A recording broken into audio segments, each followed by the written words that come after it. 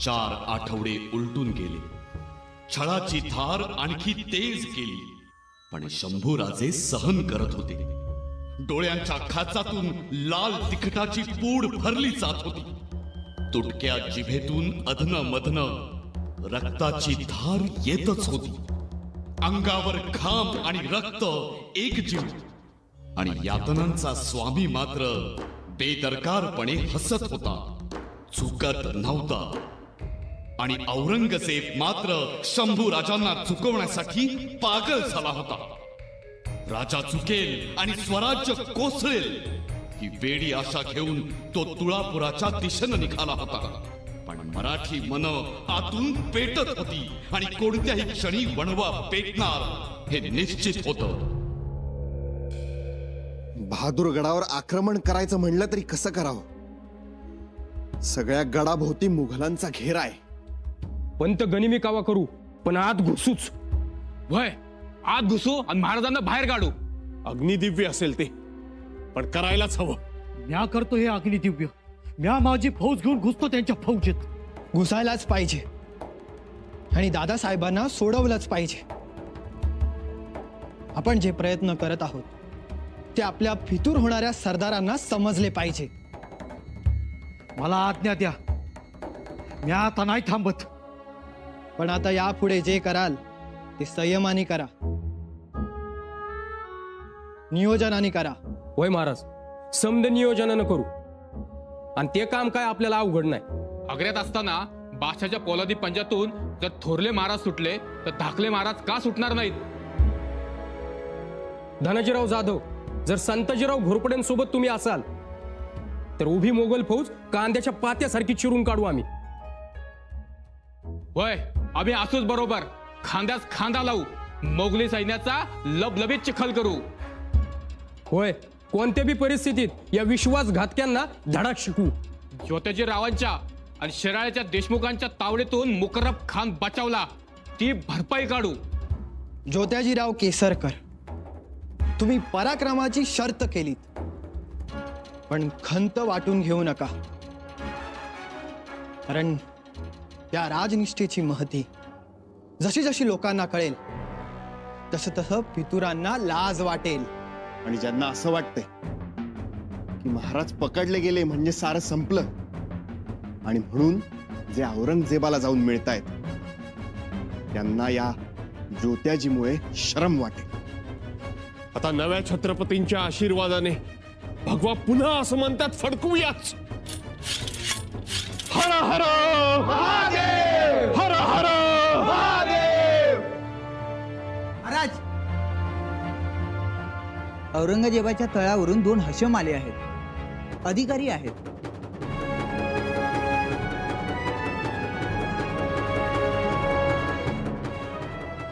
काम महाराजांना सोडवण्यासाठी मदत करतो असे म्हणत आहेत. नाशिक प्रांत झाला. जी राणी साहेब. ठाणे भिवंडीस आम्ही सांगितल्याप्रमाणे हर एक किल्ल्यावर शिबंदी पाठवा. जी राणी साहेब.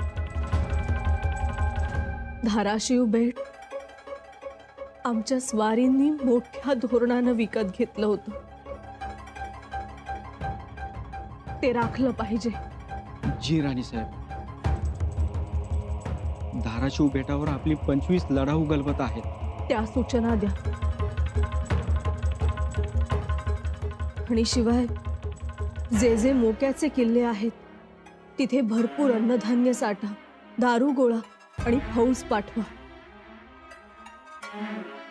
तरी सुदैवानं राजांनी खजिना भरून ठेवला आहे. सैन्यबळ वाढवलं आहे.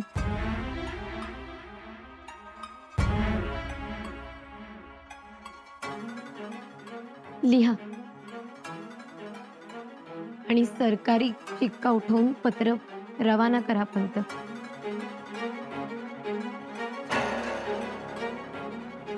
राणीसाहेब, औरंगजेबाचे 2 फितूर आले.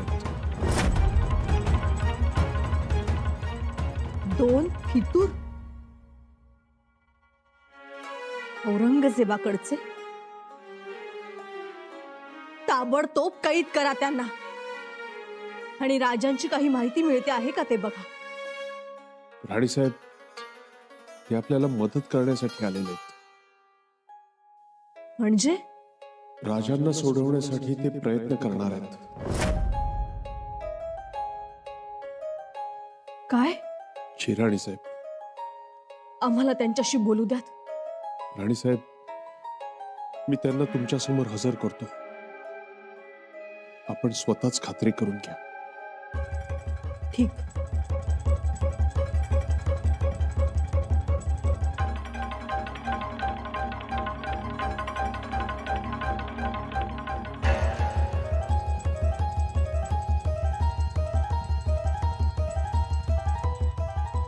थांबा, राणी साहेब येत आहे.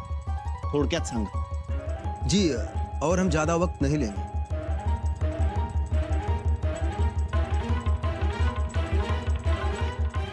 राणीसाहेब येत आहेत.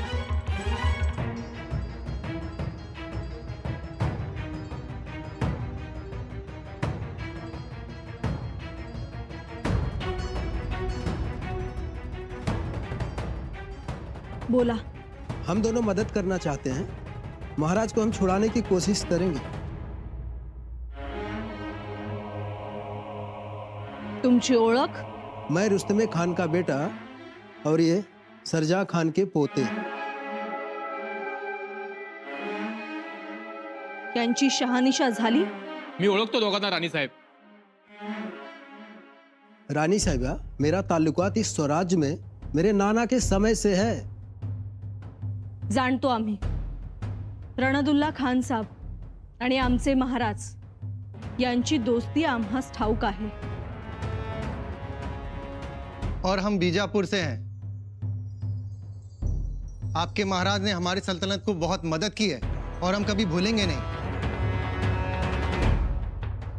सरजा खान सरदार राजा पर होने वाले जुल्म सितम के खिलाफ हैं. उन्होंने आपको यहाँ भेजा है? हम खुद आए हैं. हम राजा को छुड़ाना चाहते हैं. बस हमें कुछ मोहरों की जरूरत है, जो रिश्वत देकर हम अपना काम करेंगे.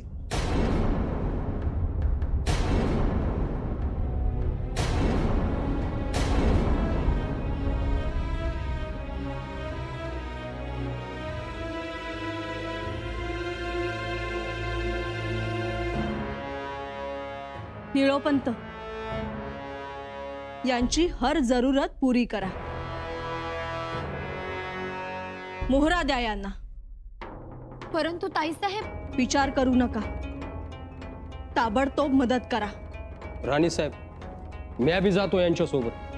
मी आता जाणार हायच. मी बी येतो. ते तुम्हीच ठरवा. समोर छत्रपती आहेत. चला मशवरा करा, पण यांना ताबडतोब मदत करा. या मार्गाने सुद्धा आपल्याला यश मिळू शकतं.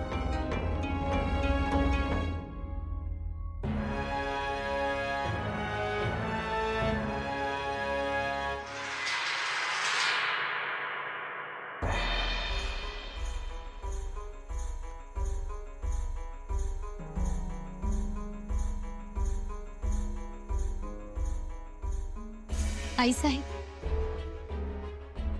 हा निर्णय तुम्ही घाईत घेतलाय असं आम्हाला वाटतं. आलेल्या लोकांची शहानिशा करायला हवी होती. शहानिशा? हो. तो सरजा खान आपल्या स्वराज्यावर चालून आला. मग तो आणि त्याची माणसं आपल्याला मदत करतील? हो, मदत करतील. पण सरजा खान तर आपला दुश्मन. सरजा खान हा आत्ता आपला दुश्मन झालाय, परंतु या अगोदर तो आपल्या स्वराज्यास मान देणारा. कारण आदिलशाहीच्या पडत्या काळात राजांनी आदिलशाहीची मदत केली होती, हे तो विसरलेला नाही. पण मग तो तर औरंगजेबाकडे गेला. राजनीतीतील मजबुरी लोकास गरगर फिरवते. ताराऊ, राजांना सोडवण्यासाठीच ते लोक आले होते. चौकी पहाऱ्यावरच्या लोकांना, अधिकाऱ्यांना मोहरा देऊन जर काही होणार असेल तर ते तसं करणार आहेत. यशस्वी झाले तर राजे रायगड येतील आणि यशस्वी झाले नाहीत तर आपला संघर्ष सुरूच आहे. आलं लक्षात? जी ताईसाहेब. शिवाय आलेल्या 2 इसमांपैकी एक इसम हा रुस्तमेज खानचा मुलगा होता आणि रुस्तमेज खान त्याचे वडील रणदुल्ला खान हे स्वराज्यास मान देणारे. आम्हाला खात्री आहे ते प्रामाणिक प्रयत्न करतील. आपण दूरचा विचार करावा. मतलब उद्या काय घडणार आहे याचा विचार आजच करावा. आम्हाला गुप्त खबरा मिळत आहे. रायगडास वेढा पडण्याची शक्यता आहे. अशा वेळेस आदिलशाहीतील सरदार आपली मदत करू शकतील. मदत कोणती? हर एक तऱ्हेची. लक्षात घ्या, मोगली सरदार आपल्यावर वार करतील ते धार असलेल्या बाजूने. आदिलशाहीतील सरदारही आपल्यावर वार करतील पण ते धार नसलेल्या बाजूने. शेवटी प्रयत्न करत राहणं आणि राजांना सोडवण्याच्या प्रयत्नात कमी न पडणं एवढंच. हर किमतीवर.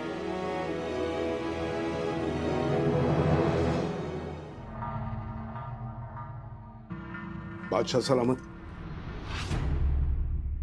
क्या हुआ? उसने कुछ बताया? मतलब कुछ लिख के दिया? नहीं, कुछ नहीं. कमाल है, 30-35 दिन हो गए उसे पकड़े हुए और अब तक कुछ भी नहीं. तुम लोग कर क्या रहे हो? हम पूरी कोशिश कर रहे हैं. दिन रात उसे सवाल करते हैं, खजाना कहाँ है, हमारे कौन कौन सरदार गद्दार थे, लेकिन वो कुछ बोलता नहीं है ना? चुप है. जुल्म और बढ़ाओ. गुस्ताखी माफ जहांपना, लेकिन अब और क्या क्या जुल्म करेंगे उस पर? संभा के बदन का ऐसा कोई हिस्सा नहीं बचा जिस पर कोई जख्म ना हो. संभा का पूरा बदन सर से पांव तक लहूलुहान है, खून से लथपथ है. अब तो डर लगता है उसे देखकर. ऊपर से नमक का पानी, निकाली हुई आंखों में मिर्च मसाला, फिर भी संभा पर कोई असर नहीं. अब उसे सजा दे तो और क्या दे? बदन के कौन से हिस्से को दे?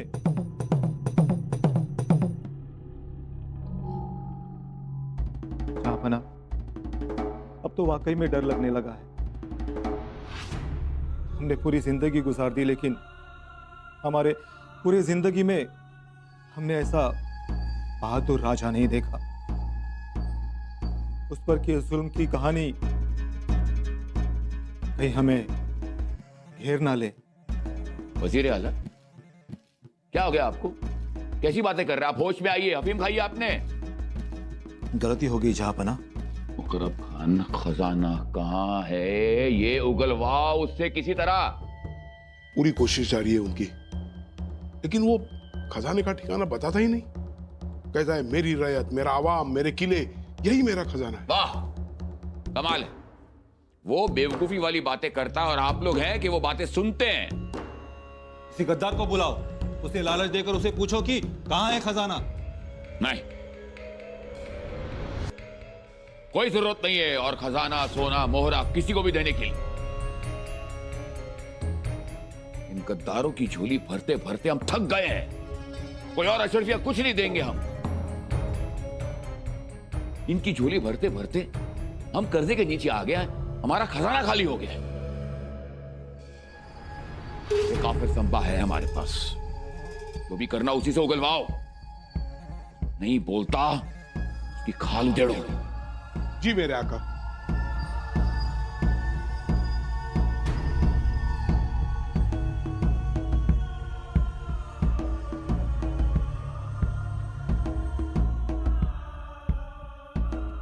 या खुदा,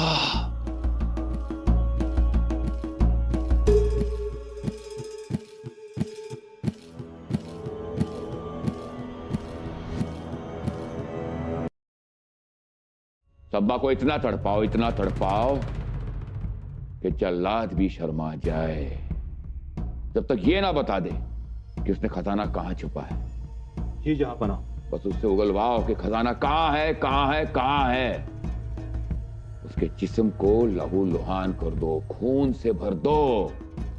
उसकी चीखने चिल्लाने की आवाजें चारों तरफ गूंजनी चाहिए, हमें सुनाई देनी चाहिए। जी जहांपना। एक ही सवाल बार बार पूछना, खजाना कहां है? कहां है खजाना? अबूजान क्या बोलेगा और क्या कहेगा? कहने बोलने के लिए उसके पास जबान ही कहाँ है। तो कान तो है ना उसके पास। अब तक शीशे का रस बाकी है। अबूजान कान से क्या करेगा? सुन तो सकता है ना?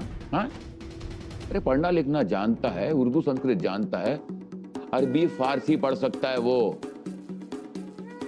लिखेगा, हम अपने आप पढ़ लेंगे।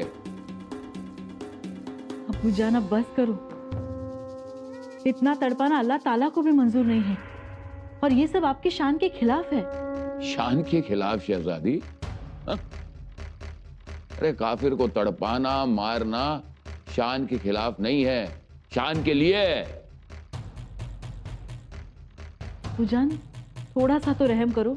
मैं मानती हूं कि संभा काफिर है, उसने आपको गुस्सा दिलाया, आपको तकलीफें दी, पर इतना भी पत्थर दिल मत बनो अबूजान, थोड़ा सा रहम करो। रहम और करम? शहजादी एक बात कहें, ये रहम और रहम और करम पर सल्तनत और सियासत, इनका कारोबार नहीं चलता।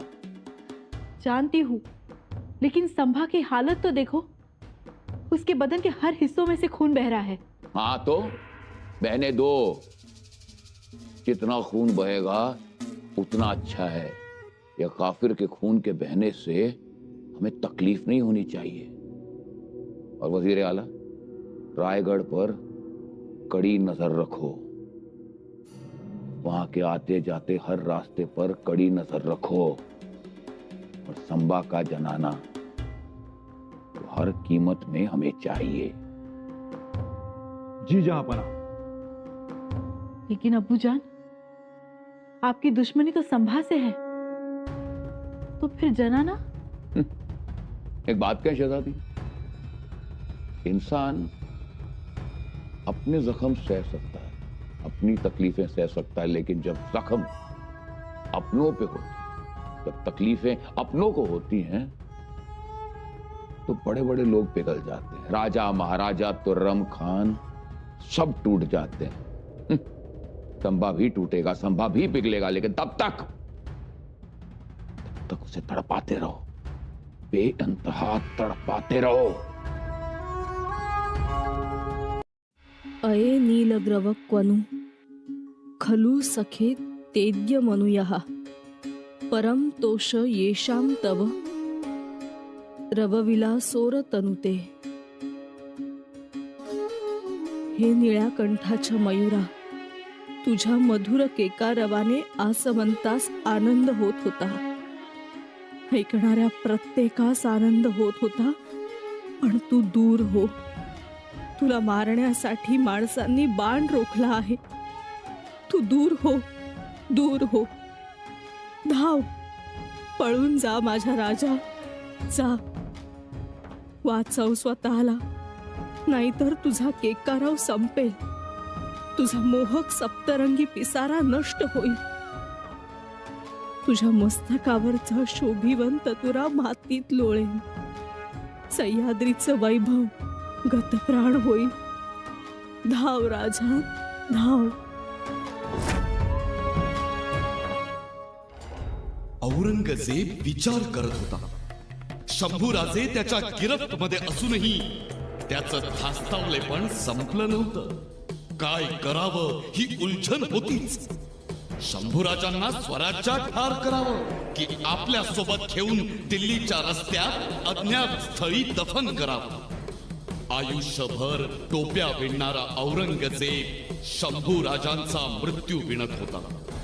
शंभूराजांच्या मृत्यूनंतर मराठ्यांशी सुरू असलेली जंग संपणार की सुरू होणार हे फक्त एक नियतीच जाणू शकत होती. येणारा कळी काळ, उद्या कोणतं पाऊल उचलणार हे मात्र कोणास ठाऊक नव्हतं.